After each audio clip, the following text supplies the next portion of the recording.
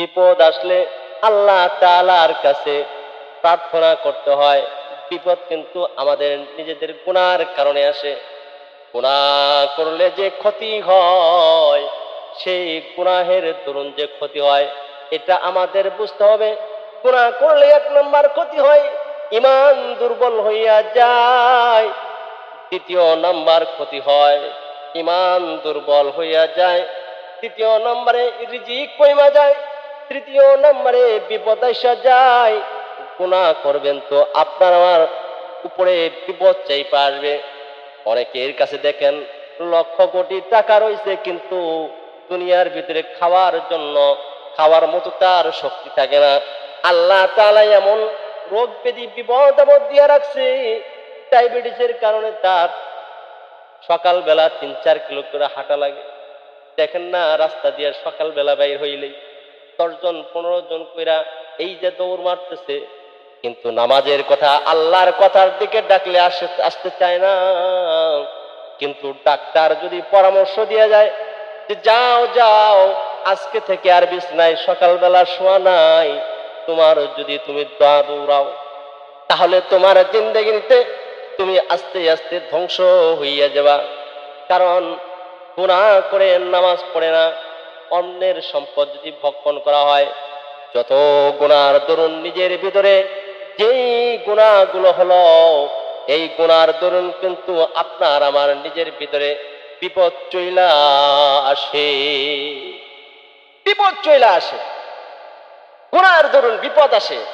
গুনার দরুন ঈমান কমে যায়। ঈমান না থাকলে আপনার আমার দুনিয়ার জিন্দেগিতে যত ভালো কাজ করব, কোনো ভালো কাজ কাজে লাগবে, কোনো ভালো কাজ কাজে লাগবে। এজন্য আমাদেরকে গুনাহ থেকে বিরত থাকতে হবে। গুনার ক্ষতি বর্ণনা করলাম। গুনাহ কেমনে, গুনাহ থেকে কেমনে বেঁচে থাকবা? ও দুনিয়ার মানুষ, সম্মানিত মুসলিম একটু কান খুলে শুনেন। গুনাহ থেকে কিন্তু বেঁচে থাকতে হইব। গুনাহ থেকে কেমনে বেঁচে থাকবা? গুনাহ থেকে বেঁচে থাকার জন্য আল্লাহ তাআলা পথ নির্দেশ দিয়ে দিয়েছেন। আল্লাহ তাআলা কোরআনুল কারীমের ভিতরে বলেন, ইয়া আইয়ুহাল্লাযীনা আমানুত্তাকুল্লাহা ওয়া কুনু মা'আস সাদিকিন। হে ঈমানদাররা, তোমরা আমি আল্লাহ তাআলাকে ভয় করো। ওয়া কুনু মা'আস সাদিকিন, সাদিকিন বান্দার সংস্পর্শ, সাদিকিন বান্দার সঙ্গে হইয়া যাও, তাদের সঙ্গ দাও। সাদিকিন বান্দার সঙ্গী হয়ে যাও। যদি সাদিকিন বান্দার সঙ্গী হয়ে যাইতে পারো, তাহলে তুমি গুনাহ থেকে বেঁচে থাকতে পারবা।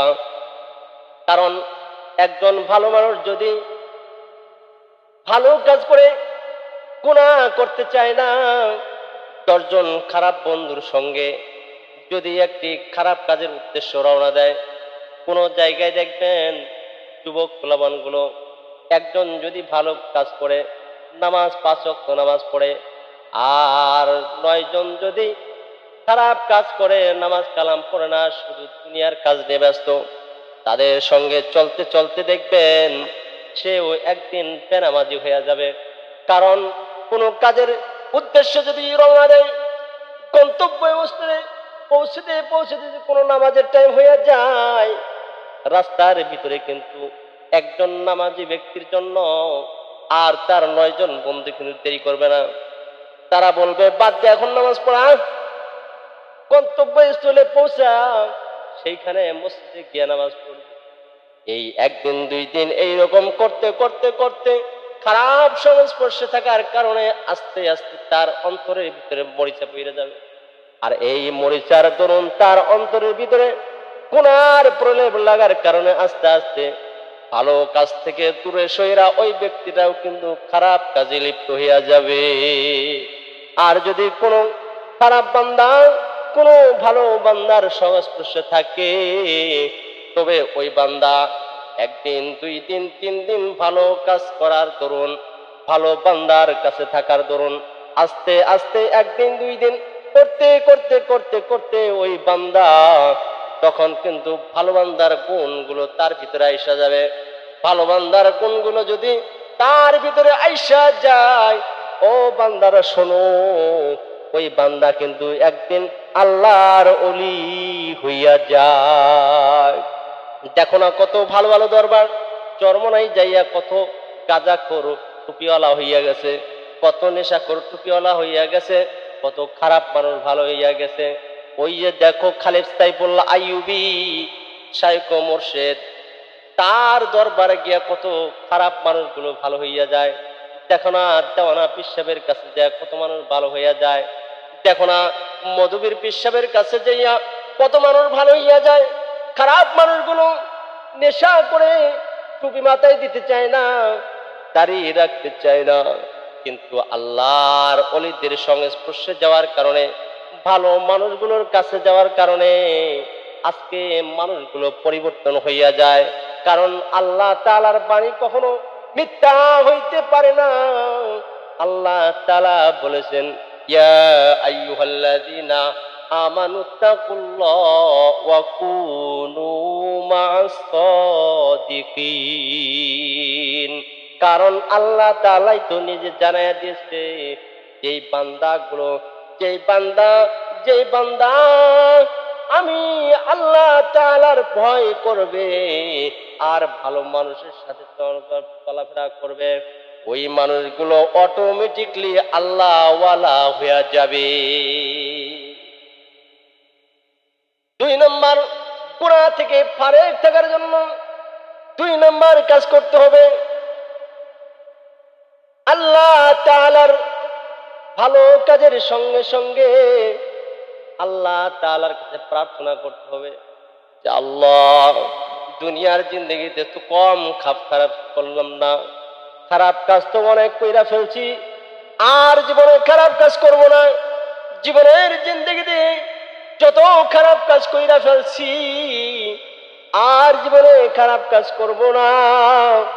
আল্লাহ তাআলার কাছে ক্ষমা চাওয়া, আল্লাহ তাআলার কাছে যদি বেশি বেশি কইরা ক্ষমা চাওয়া যায়, বেশি বেশি কইরা ইস্তিগফার পড়া যায়, আল্লাহ তাআলা কিন্তু বান্দার কবুলিয়াত, তার নেক মনের আশা কিন্তু আল্লাহ তাআলা পূরণ কইরা দেয়। যে বান্দা আল্লাহ তাআলার কাছে ক্ষমা চায়, আল্লাহ তাআলা কিন্তু তার ক্ষমাকে কবুল করে। আল্লাহ তাআলা ওই বান্দার দিকে চাইয়া রয় আর কয়, বান্দা তুই চাস তোকে আমি সব দিয়ে দেব। ইমামে আহমদ ইবনে হাম্বল রাহমাতুল্লাহি আলাইহি জামায় একটি ঘটনা, যে ইমামে আহমদ ইবনে হাম্বল রাহমাতুল্লাহি আলাইহি জামায় এক বিক্রেতাওয়ালা ছিল। তিনি তার সকল কাজকর্মের সময় আল্লাহ তাআলাকে স্মরণ করছে আর ইস্তিগফার পড়ছে, বলছে আস্তাগফিরুল্লাহ আস্তাগফিরুল্লাহ আস্তাগফিরুল্লাহ। আস্তাগফিরুল্লাহ বলার দরুন ইমামে আহমদ ইবনে হাম্বলের জামানার লোক মুস্তাজাবুদ দাওয়া হয়ে গেছে। আল্লাহ তাআলার কাছে যেই দোয়া করে সেই দোয়াই কবুল হয়ে যায়। অপ্রিয় ভাইরা, আমরাও যদি আমাদের গুনাহ থেকে বাঁচতে চাই, আল্লাহ তাআলার কাছে যদি আমরাও পরিপূর্ণভাবে গুনাহর জন্য ক্ষমা চাইতে পারি, বেশি বেশি করে ইস্তিগফার পড়ি, আমার আল্লাহ তাআলা কিন্তু আপনাকে আমাকে দূরে সরাইয়া দিবেন না, আপনার আমার দোয়াগুলোকে কবুল করবেন। ইমামে আহমদ ইবনে হাম্বলের সেই ব্যক্তি, একজন রুটি বিক্রেতাওয়ালা, তার জীবনে শুধু ইস্তিগফারের আমলের কারণে আল্লাহ তাআলার কাছে ক্ষমা চাওয়ার বেশি বেশি পরিমাণে ক্ষমা চাইছে। এই কারণে আল্লাহ তাআলা তাকে মুস্তাজাবুদ দাওয়া বানায়া দিয়েছে। কেমন কইরা শোনো, ঘটনাটা একটু শোনায়া দেই। দেখেন, ইমামে আহমদ ইবনে হাম্বলের যেমন সেই লোকটি রুটি বানায়, হোটেলের ব্যবসা করে, ইমামে আহমদ ইবনে হাম্বল তার হাদিস সংগ্রহের কাজ করতেছে। হাদিস সংগ্রহের কাজ করতে করতে একদিন গিয়া সন্ধ্যা রাত্রি হইয়া গেছে। সন্ধ্যায় রাত্রি হওয়ার পরে এক মসজিদে অবস্থান করার জন্য চেষ্টা করেছে। কিন্তু মসজিদ কর্তৃপক্ষের কারণে মসজিদে অবস্থান করা সম্ভব হয় নাই। হাঁটতে হাঁটতে গিয়া বাজারের সেই ব্যক্তির সঙ্গে, সেই হোটেল ওয়ালার সঙ্গে দেখা হয়ে গেছে।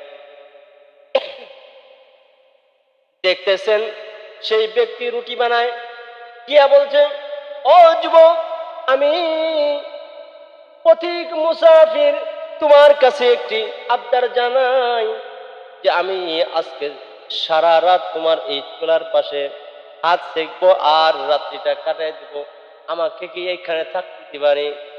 ব্যক্তি বলতেছে, হ্যাঁ, আপনি এখানে যদি দাঁড়ান আমার তো কোনো ক্ষতি হবে না, আপনি দাঁড়াইতে পারেন, আপনি হাত সেকতে পারেন, রাত্রি যাপন করে দিতে পারেন, কোনো সমস্যা নাই, আপনি এখানে দাঁড়াইতে পারেন।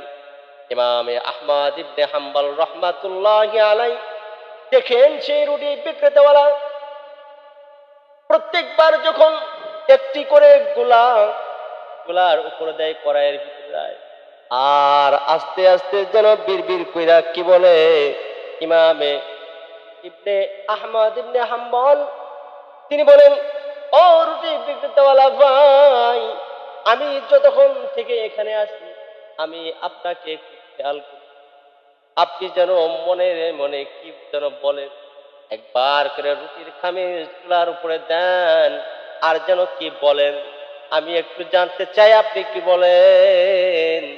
ইমামে আহমদ ইবনে হাম্বল কি বলে, ও ব্যক্তি পথিক মুসাফির, আমি এমন একটা দোয়া পড়ি যেই দোয়ার দরুন আল্লাহ তাআলা আমাকে প্রত্যেকটা আমার দোয়া আল্লাহ তাআলা কবুল করেছেন, কিন্তু একটি মাত্র দোয়া এখন পর্যন্ত আল্লাহ তাআলার কাছে কবুল হয় নাই।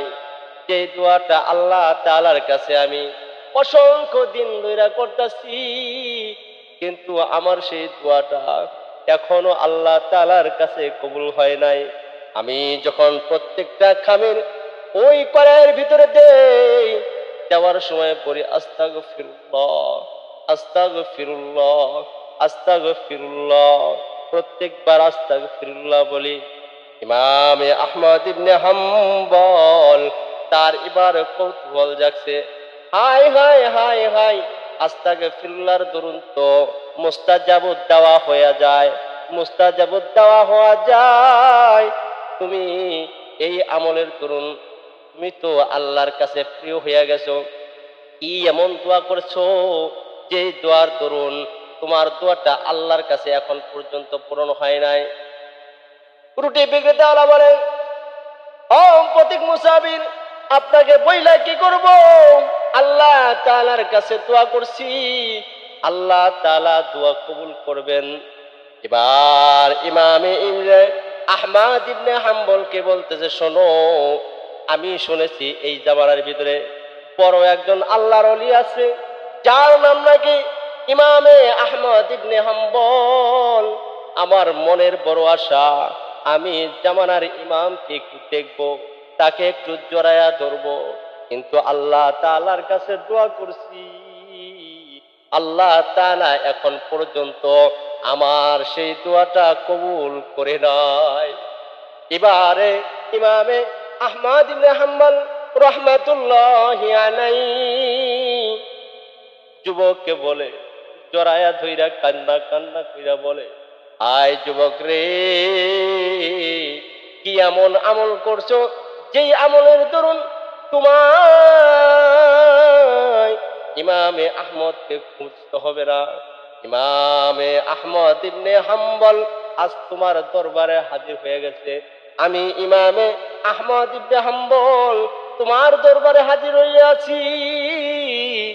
ও বান্দা, ও ভাই, ও আল্লাহর বান্দা, আসো আমার সঙ্গে বুক মিলাও, তোমার সঙ্গে আমি একটু মুলাকাত করি, তোমার সঙ্গে মুসাফা করি। তুমি তো আল্লাহ তাআলার মুস্তাজাবুদ দেওয়া বান্দা, আল্লাহ তাআলা তওবার মাধ্যমে, আল্লাহ তাআলার কাছে ক্ষমা চাওয়ার মাধ্যমে আল্লাহ তাআলা যে বান্দাকে কাছে টাইনা নেয়, বান্দা আল্লাহ তাআলার কাছে নিকটবর্তী হয়ে যায়। বুঝতে হবে প্রিয় ভাইয়েরা আমার, আপনি আমি যদি গুনাহ থেকে ফারেক থাকতে চাই, আপনাকে আমাকে সৎসঙ্গ ধরতে হবে, আপনাকে আমাকে বেশি পরিমাণে